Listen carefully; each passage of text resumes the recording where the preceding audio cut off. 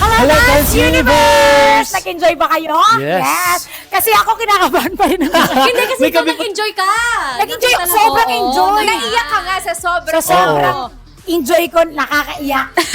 Grabe. Tears of Joy pala yun? But, sorry, total pinag-uusapan na rin naman natin. Saan nanggagaling yung ganong emosyon mo, Ate Oo. Sugar? Can you please elaborate to the viewers? Kasi as a performer, hindi naman ako hindi ko talaga yan genre. Talagang yung typical na mga uso, yung talaga yung sinasayaw ko, tsaka hindi ako katulad nila, lalo na especially Ate Ira, siya, alam niya lahat ng genre.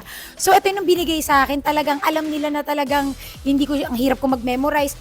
Kami yung kotang 12 rounds yung rehearsal namin ng 2 days, hindi ko pa siya nasasaulo. Wala akong pumapasok sa sistema ko. Yung 3 days, 12 rounds, dun lang. Tapos wala na naman, kinabukasan. Kasi hindi, alam mo yung parang, tapos nung umuwi ako, hindi na ako nag-rehearse sa kanila ng last time. Naiya ako kay coach. Tapos pag uwi ko, minessage ko siyang pasensya na coach. Kasi as a performer, gusto kong bigyan ng justice yung ginawa niya. Kasi pinaghirapan niya yun eh.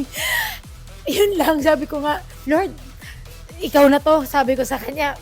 Completely understandable, Ate Sugar. Pero you know what? Even with all the frustrations, lahat ng mga pinagdaanan ninyo, at syempre, given naman talaga na hindi ito yung genre na pinaka-comfortable ka, at I'm sure si Joe. Yes, yes.